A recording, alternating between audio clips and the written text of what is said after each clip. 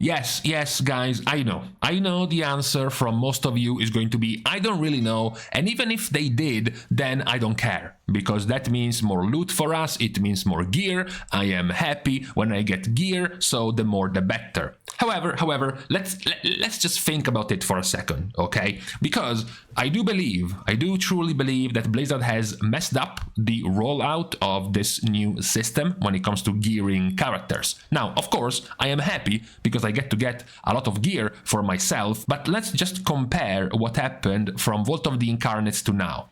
Because Valor was a very restrictive system. If we look at it now, it's like in Season 1 we were in the Stone Age, and now we are chilling in a mansion, sitting on a sofa very comfortably, with a slave massaging our feet. Because in Vault of the Incarnates we were getting 1500 Valor in week 1. Like as a starting cap, and then every week after the first, the Valor would increase by 750. Now, these were the upgrade levels of Valor. So, if you get 750 Valor per week, you can only increase one item by a couple of levels. 3 levels maybe, if it's a low stat item. So, at the beginning of Dragonflight, we could upgrade 6 to 9 item levels on a single piece of gear per week. When Season 2 came and the Crest system was introduced, we also had a bunch of guides on what to do with your upgrades in Season 2. You can now upgrade with 10 Worm Crests and 5 Aspect Crests. You can now upgrade 5 different pieces of gear from 431 to 441 every week. So, in Season 1, you were upgrading 6 to 9 item levels per week. In Season 2, you are upgrading 50 item levels per week. We are talking about 6 to 8 times more item levels gained every week than what we had in Season 1. And this isn't even to mention all of the quality of life changes we got our way in Season 2. Because in Season 1, all you had was Valor, you loot an item, you either upgrade it with Valor or not, that's the only thing that happens. In Season 2, now you have discounts. If you have a certain item level on a gear slot, then upgrading the same gear slot on different items is going to cost 0 crests. So for example, you have looted a shitty cloak with crit and mastery, but it was high item level, so you equipped it anyways, and then later on you loot a cloak with haste, which is what you want, it's your best in slot stat. Now that costs 0 quests to upgrade, because you already have a higher item level cloak, so now you can upgrade that haste cloak all the way up to the same level of your original cloak you first had for no crests cost. So not only you can upgrade 50 item levels per week against the 6 to 9 of Season 1, you also get even more quality of life additions by being able to upgrade more gear for free if it's lower item level than what you already have, to allow you to min-max even more your stats, for example. So it is a big difference compared to Season 1. Just to look at this, let's take 2 of the mid-raid cock blocks from Aberrus versus Vault of the Incarnates. The cock block of Vault of the Incarnates, which was mostly just a DPS plus HPS check, was Kurog, versus the cock block of Aberrus in terms of HPS and DPS check, which is Rashok. They are in the middle of the raid and they are quite tough at the moment because you lack gear, and then once you have the gear, they're just gonna fall down very easily because they don't have too many mechanics to deal with. So on Kurog, the first 100 guilds, let's just not look at the top 10 guilds in the world, at the world first guilds, let's just go lower down. Even if we go lower down, you look here at the 50 to 100 guilds killing Kurog, that their average item level was roughly 409. Meanwhile, if you look at the top 100 guilds killing Rashok, we don't even have 100 guilds killing Rashok, but still. If we look at all of the latest ones killing Rashok, their average item level is 438.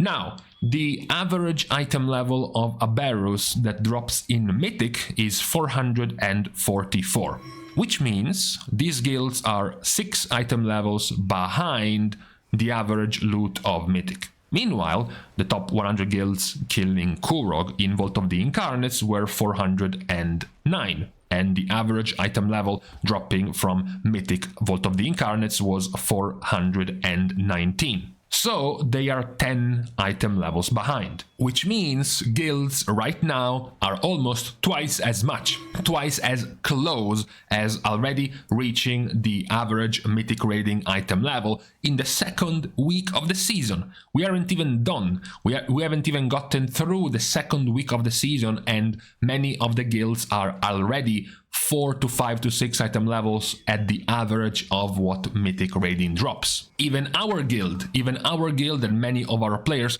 killing Rashok, we were 440 item level, when the entry level bosses of the raid drop 441. That's how high the item level has gotten. That's the equivalent of saying we got to kill Kurog in 416 item level, which is insane because 416 is very, very high, and we were nowhere close to 416 item level when we killed Kurog in Vault of the Incarnates. And that's what I think has made quite the big difference in the progress, in the speed of the progress of this tier. Many players have been somewhat disappointed in how easy the tier looked, even if you didn't partake into the tier yourself. If you were, for example, a spectator of the world first race, you might have noticed how quickly the bosses fell down. You might have noticed how few wipes each boss took for the top guilds to go through. You know, Sarkaret, on average, we have 5 guilds killing Sarkaret right now. On average, it took 140 pulls to defeat, which is less than half of the pulls on average that Razageth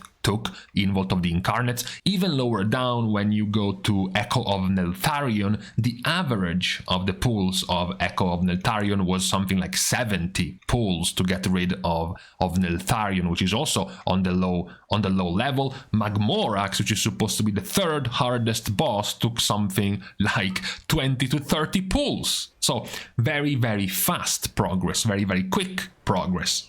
Obviously, all of the world first guilds and whatnot had much less time to grind for loot, much less time to grind the Mythic Plus, because they were spending time, progressing. But if you go lower down, if you look at still very good guilds like Instant Dollars, like Conspiracy, Honestly, Imperative, and you look at their average item level, you see it's 440. It's basically the entry level of Mythic raiding 10 days into the season. And that's how high their item level went, which is the equivalent of saying 10 days into the season of Dragonflight Season 1, players were 416 item level, 415 item level, which is obviously not true. It definitely did not happen. That's the question. I do believe that given the stats we have at hand, Blizzard has given us, with this new system, a much faster way to gear up. So the question is, did they, for example, mess up the item level of Mythic? Maybe it's fine to let the Mythic Plus upgrades and even the Heroic raid upgrades go all the way up to 441. But shouldn't perhaps the raid have gotten higher item level and then be balanced around a higher item level? Maybe a 5 item level bump, a 6 or 7 item level bump, to stretch out the raid a little bit more and also give much more power to the raid loot a little bit more. For example, by now, many of the first early bosses have gotten loot which is already useless for many players. Many players already got 441 pieces in many slots, which is basically making obsolete the loot of the first 3 bosses of Mythic, besides the special loot, besides the very rare loot like the trinket of the first boss. But outside of that, we are 10 days into the season and 3 of the bosses already have loot outdated. That seems to be not quite intended. Surely that's too early. Surely this is too fast to make bosses loot outdated, right? So that was the question, the conundrum for today. Whether or not Blizzard perhaps have given us a bit too much this time around. I do agree, it's great to go from the pitiful 6 to 9 item level increases per week of Valor. It did not feel good at all. It was also very restrictive. You also felt bad if you upgraded a wrong piece of gear and maybe found an upgrade from the raid like 2 days later. It felt like a waste, etc, etc. Now we have gotten a much better system. We can upgrade 6 to 7 times more item levels than Valor, and on top of that we are not nearly as punished if we find better gear right after we have upgraded something. Because if we have upgraded something, the new gear we have found will basically cost nothing to upgrade. So even there, we found more quality of life improvements for our gearing process. It's just the question on whether or not the gearing process was a bit too fast, a bit too speedy for the beginning of the season. Not really a problem with the system per se, not really a problem with the system in terms of how the crests works or the obtaining of the crests, besides maybe the annoyance of having to go down to mythic plus 11 through 15 keys to get your worm crests. That might be the only perhaps thing that might be fixed by Blizzard very soon, but besides that, the system itself is perfectly fine. The only question was whether or not it was a bit too rich in gear, a bit too rich, a bit too quickly in terms of how much gear we have been able to get and then upgrade compared to Season 1. You know, whether or not Blizzard did not take into account when they balanced bosses in the raid, for example, whether they got caught off guard by how fast and how quickly players could grow their item level. Therefore, the bosses were tuned for a lower item level, which is why they felt more easy, they felt more accessible compared to the release of Vault of the Incarnates. That is the question for today, okay? As I said at the beginning, many of you will still not care because loot is loot, more gear is more gear, so you will still enjoy this anyways, but I thought it was an interesting question to have right as we start seeing this in full effect in many guilds now being very high in item level because of this new system, much higher item level than what we saw in Season 1. So I'm going to let you draw your own conclusions about the way Blizzard rolled out this system, and for the time being I'm going to leave you to the rest of your Saturday. With this out of the way, I'm going to leave you by thanking, of course, as usual, the Patreon supporters for the contribution and the help to the growth of the channel. You can still support in plenty of other ways, like, for example, with the surprise camera with the bomb going off in the distance, like, for example, liking and commenting down below, as well as subscribing to the channel itself. You can also support in other free ways, like following me over on my Twitter, as well as following me over on my stream on Twitch. So,